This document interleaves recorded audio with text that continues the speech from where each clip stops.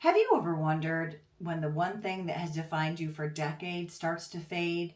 When fewer people rely on you? When fewer people need you every day? When fewer people depend on you to hold things together? No one really prepares you for that shift, especially for women in our generation who spent most of our lives being the dependable one. Today, I want to talk about something that's been on my mind lately: letting go of being needed, what feels like the end of a season for this life. And I hear from women all the time in my age bracket that how others need us changes over time. And honestly, so does our willingness to give of ourselves the same way we used to.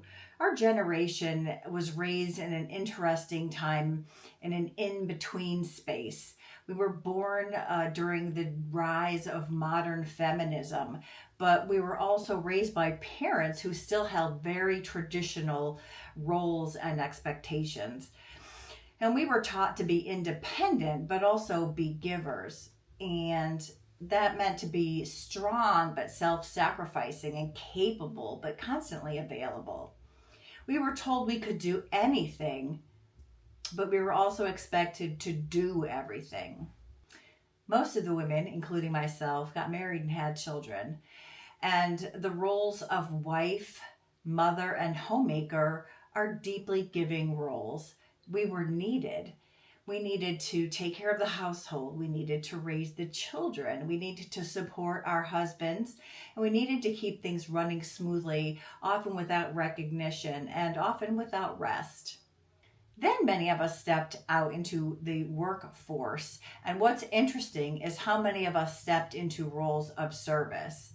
I started babysitting at 11, and over the years, I delivered newspapers, worked in retail, waitress, bartended, managed a fine dining staff, worked in a print and copy shop, eventually becoming an owner, and I worked in veterinary care, chiropractic care, and medical imaging.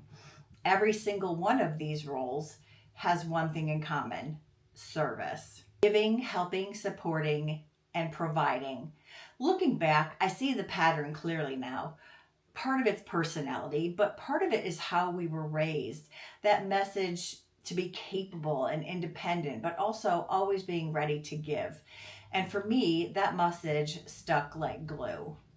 But now I'm in my 60s and something has shifted. I feel a little less like a giver than I used to be. And I hear the same thing from many of the women in this stage of life. And I'll be honest, it feels uncomfortable at times and even a little selfish. It also feels a little freeing. And the two things existing at the same time can be very confusing. My children are adults now and they don't need me the way they once did. My marriage has grown into a healthy give and take instead of one directional caretaking. Friendships have changed too, and I feel less obligated to overextend myself just to prove I'm a good friend. For most of my life, I've been a people pleaser and often to my own detriment, and that alone could be a whole series of posts. And it's not that I don't want to give anymore. I want to give differently, more intentionally, more honestly, without resentment attached to it. I've started noticing this shift in myself, and you might recognize some of these too. You hesitate more before volunteering. You protect your time more. You say, let me think about it, instead of automatically saying yes.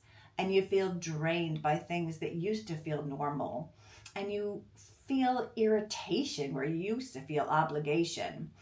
These aren't character flaws, they're just signs of change. One big example for me is a camping group that my husband started about 5 years ago, and it's grown to over 230 members.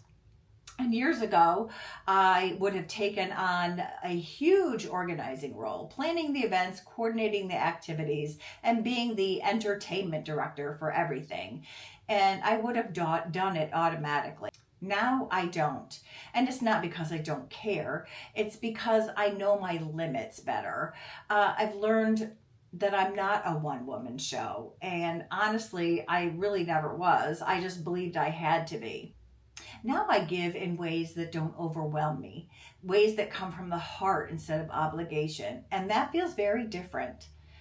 Here's something I'm learning: being needed is not the same as being valued. And giving from exhaustion is not generosity, it's depletion. And giving by choice feels completely different from giving by identity.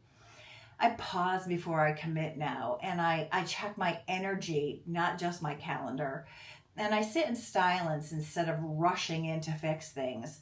And I let other people step up, even if they do it differently than I would. And that last one for me, especially, can be very hard, but very powerful. Letting go of being needed can feel like a loss of identity at first. If you've always been the reliable one, the helper, the caretaker, the organizer, the fixer, who are you when you're not doing these things all the time? That question can feel unsettling, but it also can be an invitation. Maybe this season isn't about being needed less. It's about being known more, known for who you are, not just what you provide. And that's a really amazing type of value. I'd really love to hear from you. Are you feeling this shift too? Are you feeling less like a giver or just a more selective one? Do you feel guilty, lost, relieved? What has changed for you in this season of life? Share in the comments, because I think that this is a conversation that more of us are having kind of quietly, and we really don't have to. Thanks for watching. Thanks for chiming in, and I'll see you next time.